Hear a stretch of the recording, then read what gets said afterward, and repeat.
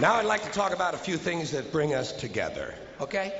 Things that emphasize our similarities instead of our differences, which is all you ever hear about in this country, is our differences.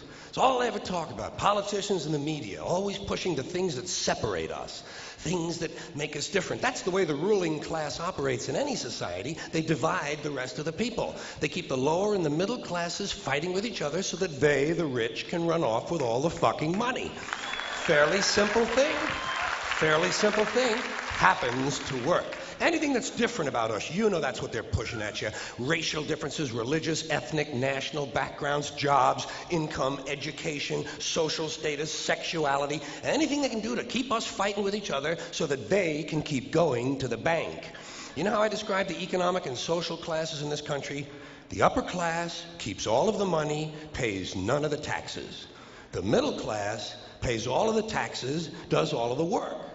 The poor are there just to scare the shit out of the middle class. Keep them showing up at those jobs.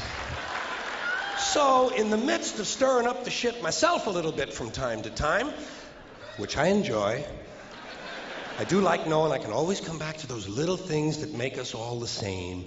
Little moments we share, universal moments, things that are so unimportant to us we hardly ever mention them to each other. Do you ever look at your watch and then you don't know what time it is? So you look again and you still don't know the time. And you look a third time and somebody says, "What time is it?" You say, "I don't know." Do you ever notice how sometimes all day Wednesday, you keep thinking it's Thursday? And it happens over and over all day long. And then the next day, you're all right again. Do you ever find yourself standing in one of the rooms in your house and you can't remember why you went in there?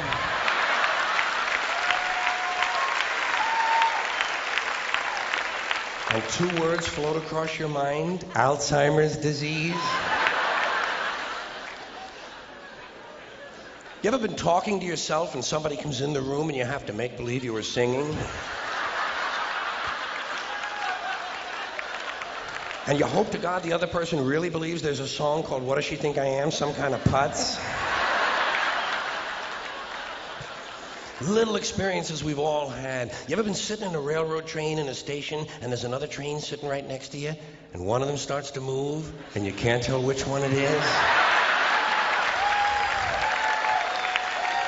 How about when you're out on a small boat on a windy day? You ever been out on a little boat, windy day, rough waters, rocking back and forth, trying to keep your balance in a little boat, and you get back into the shore and you get on the dock and you could swear there was something inside of you that was still out there rocking around? Did you ever try to pick up a suitcase you thought was full, but it wasn't? And you go, "Boom." And for just a split second, you feel really strong. How about looking through a chain link fence? Do you ever notice if you're just the right distance from a chain link fence, sometimes it seems to go, "Doo." What is that? How do they do that? Do you ever try to tell somebody to have a little bit of dirt on their face? You can never get them to rub the right spot, can you? You say, "You got a little bit of dirt right here." They always go, "Where? Here?" And you just want to slap the bastard, you know? You say, "No, right here near your eye."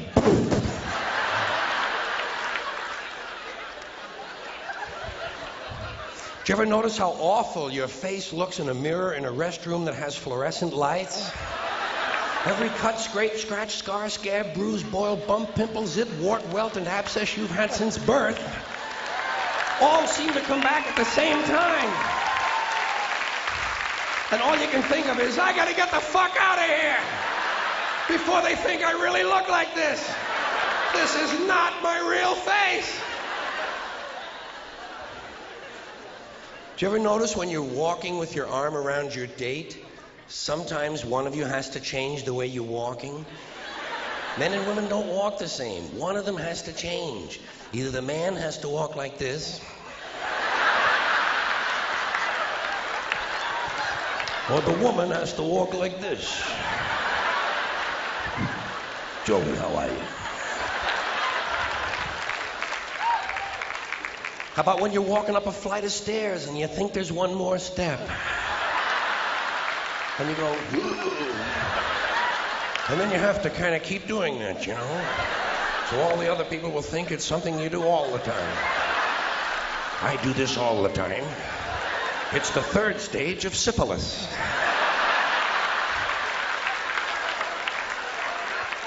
Same thing happens when you're going down the stairs, doesn't it? You could swear there was one more step. Holy shit.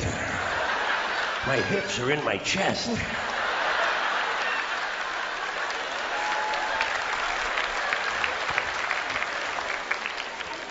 When you drink grapefruit juice in the morning, do you go...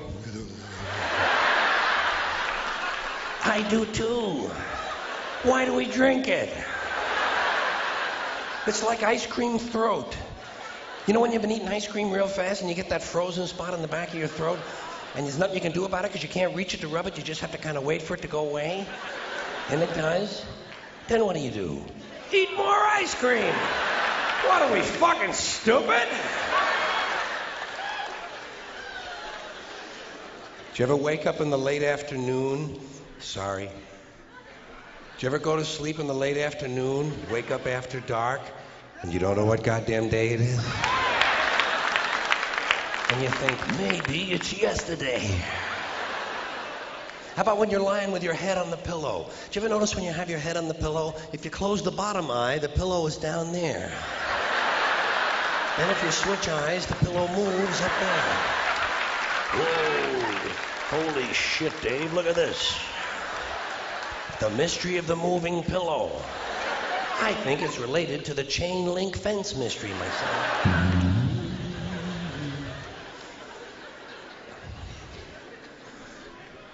Do you ever have to sneeze while you're taking a piss? It's frightening, isn't it? It's frightening because actually you can't do it. It's physically impossible to sneeze while pissing. Your brain won't let it happen. Your brain says, stop pissing! We're going to sneeze now! Because your brain knows you might blow your asshole out.